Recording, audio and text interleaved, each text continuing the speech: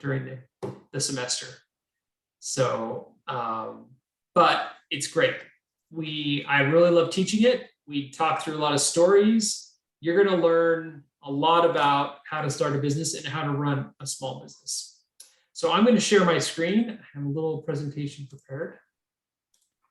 And we're going to go not only through the course, but the case this week. And this is generally what I do every week. Okay, and if you have a question, just ask. When I share it this way, it's tough for me to see the chat. All right. Okay, so just a little bit about me. You can see me. I have my instructor page, and in the icebreaker, I post a little bit more about me. But here are 3 guilty pleasures I love. I love Twinkies. So for those of you that are outside the US, hopefully you haven't been cursed with Twinkies, but I love Twinkies. I love my little space heater. I had to bring it out this week because it's cold in the morning. I get up early, and I love back scratchers. In fact, I still have my back scratcher here. So I have one for my room and one here on the desk. My kids make fun of me for it. I have worked at multiple companies. I graduated just over 20 years ago with my undergrad from BYU, but I worked at Ford, Chevron, a utility company, DTE, mainly on the finance side of things. And then I was in charge of finance for 2 tech startups, which are here in San Francisco. And then here, my business partner and I bought a small company. We're growing it, turning it more into a tech company. So I have that experience, and I'm still, I use what we use in this course. So the things we learn, you will be able to put into practice, not only maybe if you're starting a new company, but also at home or in your present company, church calling. There's a lot of things that you'll see that we do. I've worked for an angel investor. I've involved in raising money from venture capital firms, and that's a lot of work, very distracting, and we'll talk about that. And then involved in buying and selling businesses. So it's been fun, but I love this course a lot, especially the way BYU-Idaho teaches, and I love the university. Sometime I'll tell you about my when my desire started to teach, and I just feel blessed to be just a small part of this university. Okay, so I mentor a student, and she asked me what one advice would I give her in business. Well, the one thing I told her was the Book of Mormon. And I love the Book of Mormon. I read it daily. I see the impact in my life. In my church calling, I counsel people, and I encourage them to read the Book of Mormon daily. And it says in the beginning of the Book of Mormon, it will bring us nearer to God than any other book, which is true. And so the nearer to God we get, the better our lives. It's an eternal principle, and our lives will go better. President Nelson said, "I promise that as you prayerfully study the Book of Mormon every day, you will make better decisions every day. I promise that the windows of heaven will open and you will receive answers to your own questions and directions for your own life." One of the best gifts that God gives us is answers to our questions and information. And the Book of Mormon does that for me. And it has changed my life. And it's not so much the book, it's the teachings there that lead us to Christ and the source of every good thing. So I love the Book of Mormon. There are business principles and things that I use for my work out of the Book of Mormon. So we're going to a big portion of this course is talking about how we do smart experiments, focused experiments, and Alma 32 talks about that, if you remember, and it's a great example of doing experiments. Another one is Alma 51, 16 and 17, where to focus. When you have a team with contention, what do you focus on and what do you do first? And then another example is strategy, 35, 3 and 4, how they approach this. So it's not every day for sure that I pull out nuggets out of the Book of Mormon to help in my business. It's not, but I can feel the Spirit with me, and I love the Book of Mormon. So my counsel to her when she asked was to read the Book of Mormon every day. He will lead us to every good thing and will bring the Spirit into our lives. All right, so this semester, it's going to be a lot of fun. And so what are we doing? We want to increase the probability of success of a business. The wrong thing to do in a business is to think, okay, I have an idea. I want to start a bakery, and then just start and buy a big retail shop or a retail space, and start the business there and buy equipment. That's the wrong thing to do. And we're going to talk about why. So we're going to go from trying to hit a little target, like on a dartboard, to making this dartboard bigger. So you have the probability of success goes up. So lean startup, you're going to hear this term a lot throughout the semester. And I will be looking for principles of this. Our reading next week will be on lean startup principles. This is a big theme in Silicon Valley right now, is lean startup principles. The next thing is good entrepreneurs know their numbers. Another instructor in this course who started her own business, Sister McGill, and you'll probably hear from her in a lecture in a few weeks. She will talk about how someone who worked for her stole money from them just because they didn't know their numbers well enough. So it's just like buying a vehicle, renting an apartment, buying a plane ticket. You need to know the cost of that. You would just never do it without it. But you'd be surprised how many entrepreneurs don't know their numbers or don't know if they're making money or not. So we're going to talk about that. We're going to learn how to value a business and how numbers can help you guide your business. And then finally, putting the puzzle all together. So one of the readings this week is the business model template, and we're going to go through that a little today. So this is a way to put all the puzzle pieces of your business together and see what you're doing well and see where the gaps are. Because every business has gaps, and some of them you can just ignore, and some of them you really need to work hard on. And we're going to talk about that. And the things you'll learn will set you up for success better than 90% of entrepreneurs out there. So sometimes I see, in fact, Brian, there's a business in Smithfield, and Brian lives in where I live, that's opening, and I can tell already it's not going to work. And I won't call them out, but you'll start to see this as toward the end of the course. You're going to be great at doing and analyzing businesses. Okay, and we're going to go through stories. Every week I feel is a story in these cases. All right, this course has a reputation for being difficult. And there's two types of difficulty. One is difficulty in terms of time, it just takes time. And two is it's hard, it's difficult to understand. We're mainly going to be talking about the first part, where this is going to take time, but I don't think you'll have a hard time understanding it. So most weeks we're working on two cases. This week is one. It requires creative thinking. So you'll hear this over and over. I want your creative thinking. We're not looking for a single right answer. So almost on all of these cases, you can go to the internet and see what the protagonist did, what happened after the case. But that has no bearing on what we do. I do not grade on what your final answer is. I grade on how you analyzed it, how you put it together. Because a lot of times in business, it's just luck. Like the economy was good. We are looking at how you analyze things. And so you may not be used to thinking on a case for several days, but when you think about it, it'll go well. And then we're going to talk about numbers and calculations. The spreadsheets that we use are not complicated. I've done, and I can show you sometime during the course, in my career in finance, spreadsheets that had 20 different sheets all linked together with complicated formulas. We're not doing any of that, but we will be doing some basic accounting and finance work that will help you value a business and do some projections. So these are basic spreadsheets that every entrepreneur should have, and many don't. But successful entrepreneurs know their numbers.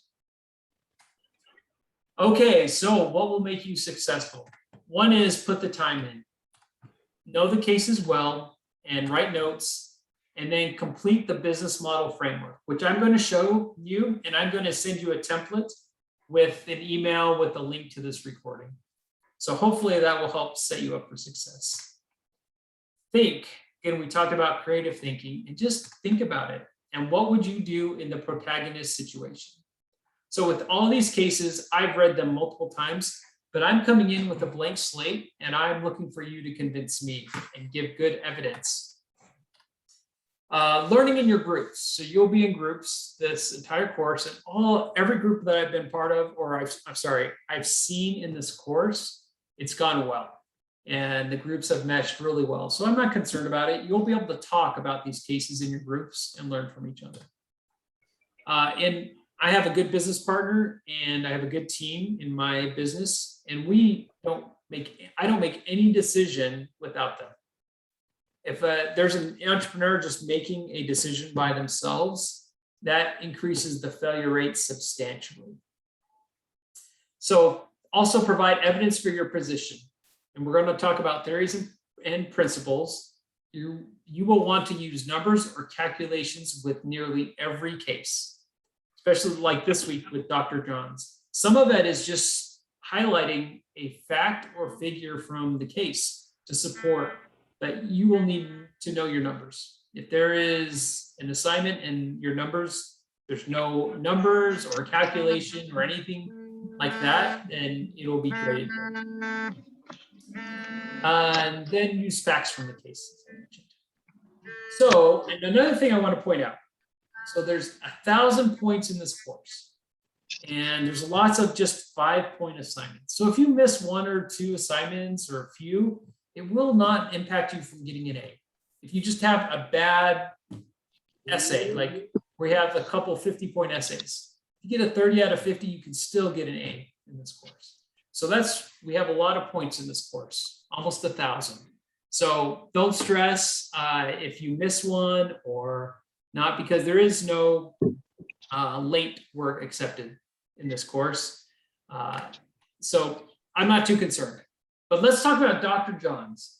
So John, he's almost a Hall of Fame entrepreneur. He started many businesses, very small. He's very focused, and he took advantage of a gap in the market. And he did that with SpinBrush. So with all of these cases, you want to try to understand what problem are you trying to help John solve. So one of them with John is, what is he going to do next? So he has this very successful toothbrush, and he has to figure out, okay, does he want to grow it? Does he want to partner with another company? Does he want to license the technology to another company? Or does he just want to sell it? So you're trying to help. And again, there's no right answer. You can just convince me however you want. What clues in the case help? So you want to look at some of the big words. You want to look at John's background. You want to look at what they're doing well, what they're not.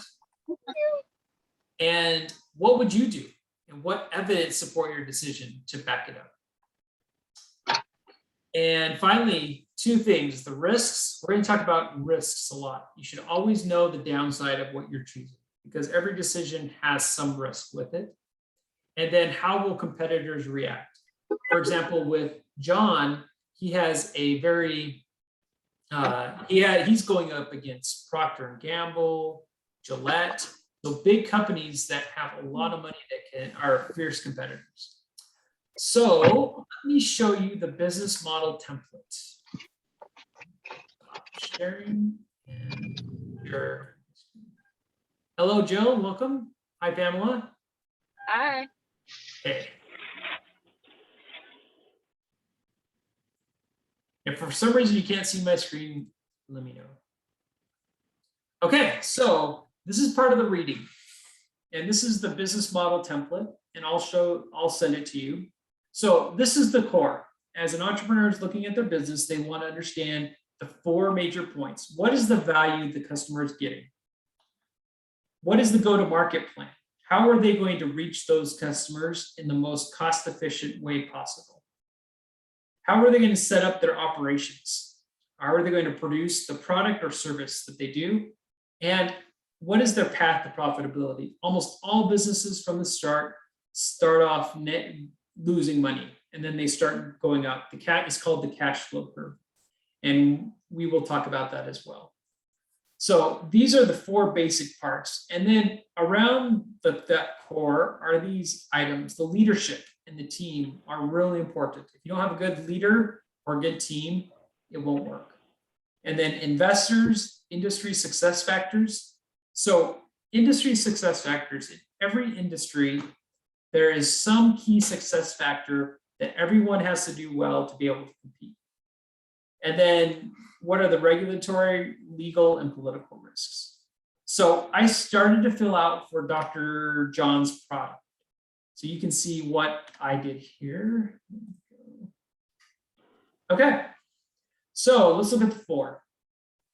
So just a couple points. They compete on low cost.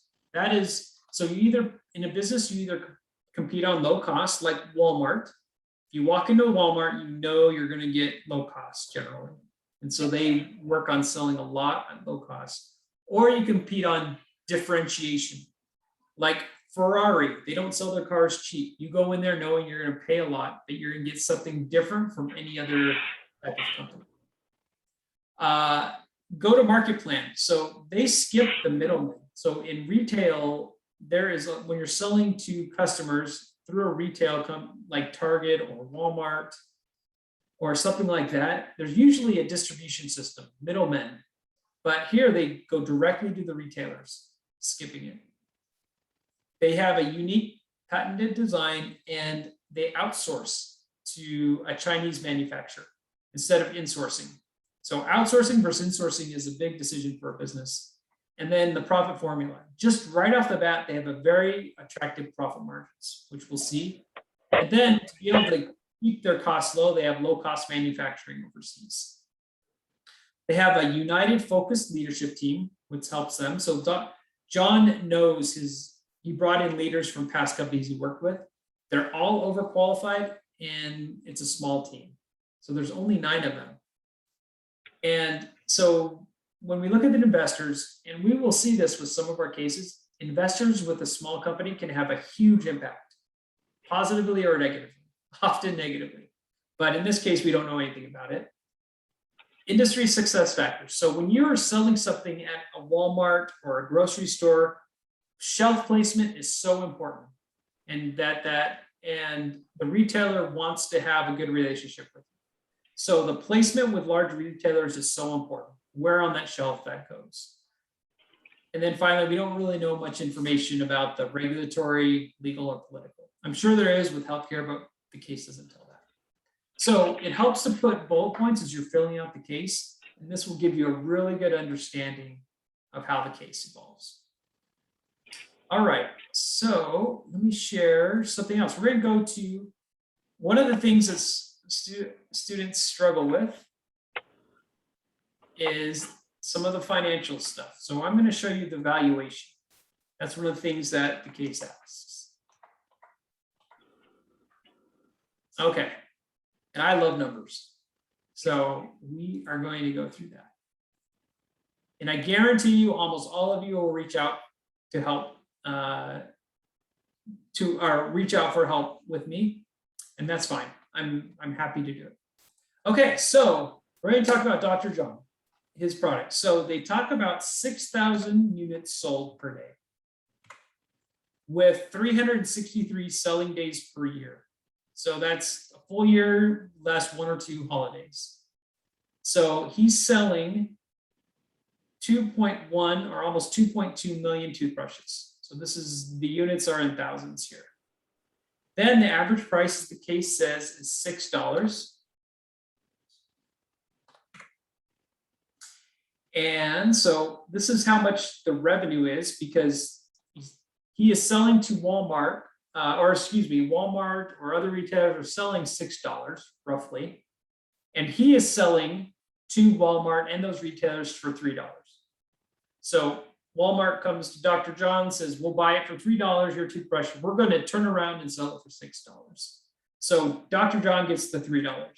So it's this times this gets you the revenue that he's making per year, the first year.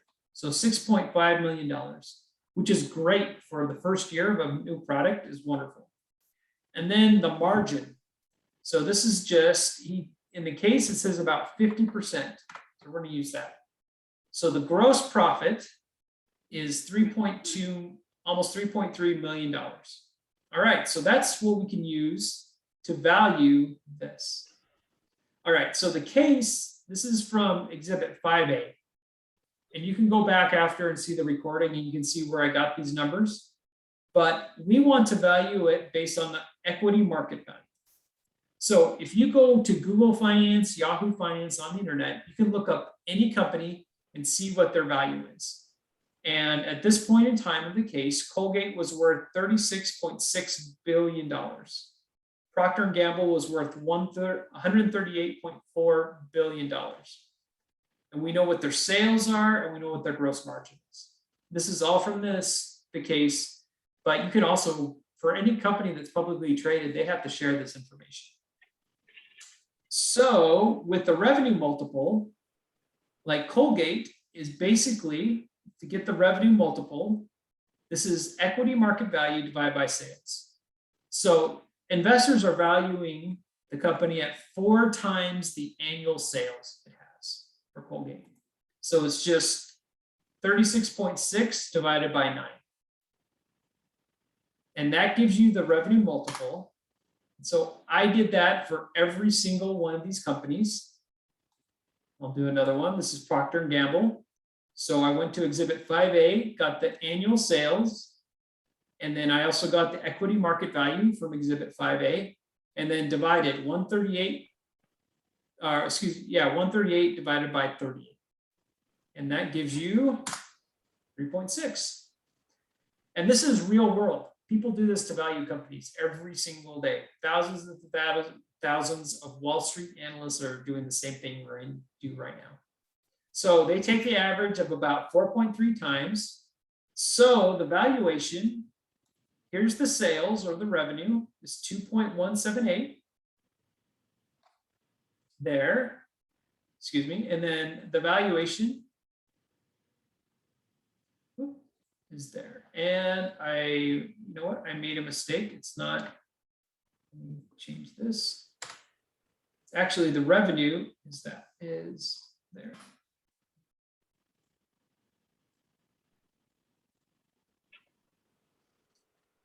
So it's 4.3 times their revenue. $28 million is what the company would be worth. All right, now let's see what happens when we increase the sales. So let's say next year they're going to grow, they're going to double. And the next year after that, they're going to double again because this is a small product, and then double again. But then they start to cool off a little bit and a little bit like that. All right, so you can see they can grow the valuation from 28 million to 56, all the way up to $608 million it could be worth. Now that's a lot of money compared to what some of these companies are worth. So maybe that doesn't seem reasonable. So we can change some of these numbers. So let's say they start to slow here. Competition starts coming in. Still can be worth a lot of money given their low cost positioning, where the next highest cost toothbrush was on a mechanical toothbrush was $50. They're at $6 on the retail shelf. So this is where you can play with the numbers. You can do a similar thing with gross margin. We won't go through that. So I have a gross profit multiple as well. And you can do the valuation that way. So this is part of your spreadsheet, and that you can download for the case prep and for the discussion as well. Do you have any questions right now on this? Okay, so you can go back and look. Same with gross margin. You can fill this out all the way and they'll tell you the gross profit the company seems to get. I would just make sure that this seems reasonable. You can use whatever numbers. I made up these numbers right then, but you can convince me any way you want. And so John has to decide, hey, do I think this valuation, should I sell the company now and think, okay, maybe it's worth $28 million? Or do you think I can grow this a little bit bigger and get huge valuation? Or even next year, if I wait the next year, I could sell this company for 56 million. So should I grow it or cash out now? But there's some risk. You could not even make that. Go down, your value, your revenue may not grow as quickly. Okay, so that's the spreadsheet. And we put in green where it can grow and, or where you can put in the numbers from the cases. But you're welcome to make more immaculate spreadsheets if you want. You can use a different spreadsheet altogether, but we hope to help you. We don't want you to focus too much on the spreadsheets or learning the key messages from it. All right, so let me go back to this presentation.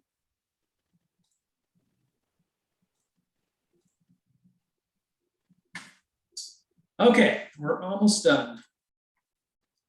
A couple of housekeeping things. As I mentioned, no late work is accepted. It's in the syllabus.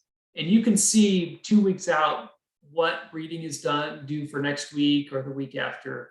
And since there's so many points in the course, you'll be able to recover if you miss one or don't have time to get an assignment done. And as I mentioned, I wouldn't recommend it, but you can see what actually happened in the case, but it has no impact on your grading. You can recommend something completely different than actually happened, and that doesn't matter to me. I'm looking at the analysis. Honesty is so important here in this course, and that's why I love BYU-Idaho students, because they're honest, and I look for BYU students to hire. I haven't had much luck, but I look for BYU-Idaho students because of their honesty. You will likely find essays and assignments on the internet, but please don't refer to them. We've have more than 900 versions of all the assignments and essays that students have turned in over time, and we have a bank of that, and we sometimes compare assignments on that. So there's no need to do it. I am just looking for your work and creativity. Okay, and finally, let's go to the last slide. First, stay with me and you'll be fine. All those that got A's or A minuses last semester, each of them reached out to me during the semester for help. So I admire you. It's really hard doing an online course like this where you don't have in-person teaching. And so I am available to help. With my business, I can run, I have a lot of control over my schedule. So I will make time for you. You can text me, call me, and we can set up a meeting, or I can answer a quick question. So if you stay with me, I will help you and you'll do fine. And there were some students who did poorly last semester. So a couple of them kind of didn't seem to care, and they didn't reach out to help, for help. Sometimes I'll reach out to you just to see if things are going well, but I love it. I love it when you all reach out to me, and I love to feel useful. So reach out to me. They did not read the cases fully. I can tell when you haven't read the case or not. So it's important to read the cases because that gives you good insight. So I'm looking for depth. If you're just kind of along the top layer, it doesn't help with these assignments. Also, they did not answer all the questions. So probably the most common reason people lose points is they missed answering a question, or they didn't fully answer the question that was asked. So just answer that and you'll be fine. And they were not persuasive. Sometimes they just simply repeated facts from the case, but not use it as reasoning, and did not use numbers. And what will the course do for you? So as I mentioned, there are aspects of this course, especially next week. The reading next week will be important, the lean startup, on how to do little experiments that are smart, that will give you information, that will help you grow your business at a very low cost. And I have a favor, and I've harped on this, is contact me if you start to feel overwhelmed. It happens every semester, and I'm able to talk you through some of the things. So it's usually just a minor thing, and I'm happy to help. So just reach out to me. And then finally, coming back to the Book of Mormon. Reading the Book of Mormon daily will improve your life and your schoolwork. If you noticed in the Book of Mormon, and it shows every time they get the scriptures in the Book of Mormon or teach from the scriptures in the Book of Mormon, you can start with Lehi, miraculous things happen in their lives and some miracles. So I guarantee you, I promise that if you read the Book of Mormon, your schoolwork will go better this semester. So think of a way that you can increase your reading daily. All right, so let's see, what questions do you have? I want to make sure I capture chat. That yes, the formulas are already built. The top level formulas are built in the spreadsheet somewhat, but you can look at my recording and see how I did those formulas. So that was a good question someone asked. I'm not looking for much more detail in the spreadsheets than just putting a good reasoning on your valuation, what you think the company could be worth. What scares you most about this course? I had a question about I guess it's kind of set up because you said it's a group. Like, are we doing these write-ups as a group, or these individual write-ups, but just discussion as a group, or was that? Not yet, you will. So starting in week 3, you'll start having group discussions where group assignments where you'll fill out kind of like the case prep assignment that you have this week. It'll be bigger and it's usually 20 points.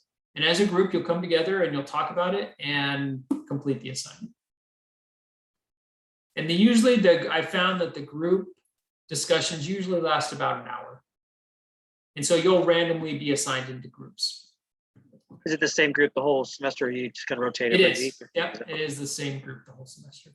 I haven't seen any issues in groups. Sometimes, unfortunately, there's usually someone that maybe doesn't help as much, but I usually find you'll get graded on your group participation as well, which is not necessarily how much you talk, it's just making sure you're engaged. Like, for example, someone someone was in their car and didn't have their video on and was marked down for participation because he did that often. So it's hard to get a lot of information or be engaged if people can't see you or if you're not participating. Do we record our meetings and Yes. send you the recordings? Yep, you'll record, and there will be instructions on the group stuff. But yes, you'll record them. I review every single group discussion, and I'll sit in on a couple of them. No one likes that. Likes when their instructor sits in. I enjoy it, but I just like to sit in and see how things are going. And you mentioned, I apologize. No, go ahead. You mentioned that there are 2 case studies every week or most weeks.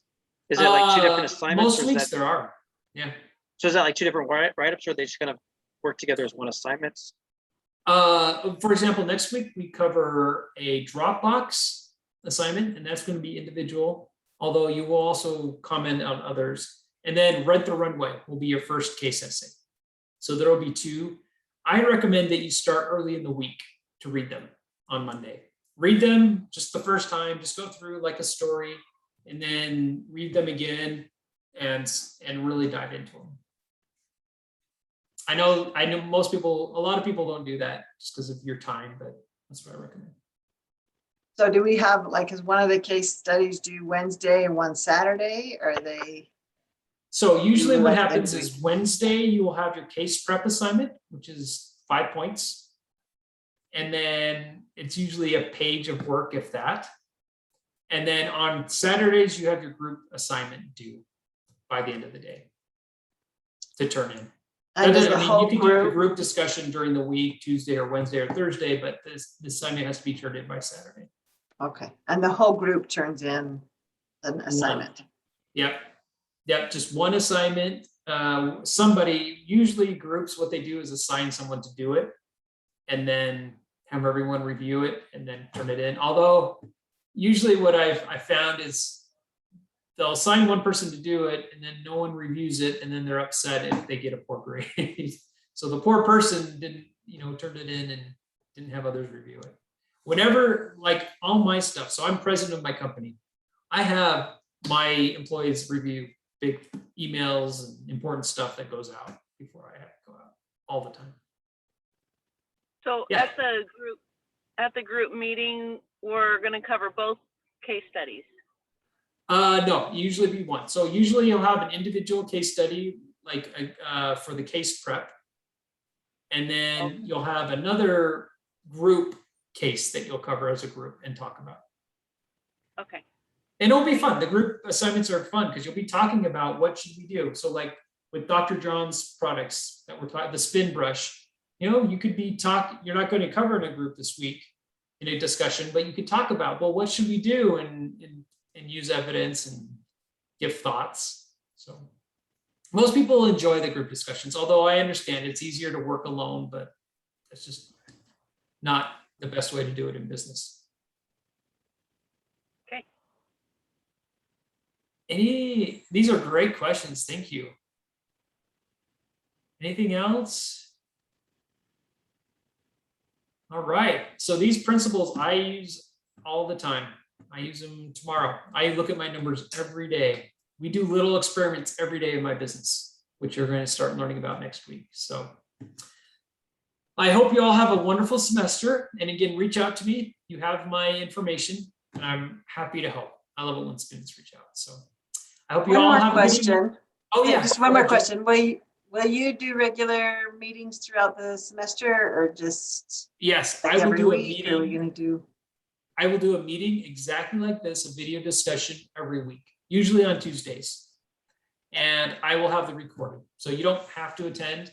I like it because it helps with questions and it's nicer than talking to a blank screen, but I also record it. So I don't grade based on if you came or not. I know you all are busy. Thanks. So like next Tuesday, I have another class group meeting or class meeting at 8 Yes, you p.m. can also. invite that class. Is that what you're saying? You want to invite the class? The whole thing. No, I'm just kidding. No. So I'm just saying that next week I will probably have to look at the Zoom thing, but then I'll try and adjust something so that doesn't conflict. Yep. And I'll respond I respond to questions pretty quickly too. So yeah. Because you'll have questions. I said, you prefer like a text or just email? You get to the emails that you can. Whatever's easiest for you. If you do text me, make sure you tell me who you are. So sometimes I'll get a random like, hi, can I give you a call? And I don't know who that is. And I'm like, sure. And I'll just, life's an adventure. So, but I appreciate it if you if you tell me who you are. Yeah, this is Scott. I have a question. Yeah, I think I still prefer emails. Yeah, but emails are fine too. Or you can just call me. All right. Well, good luck. I'm really excited to see your work and I hope you all have a wonderful fall. Thank you. Appreciate it. All right. See ya.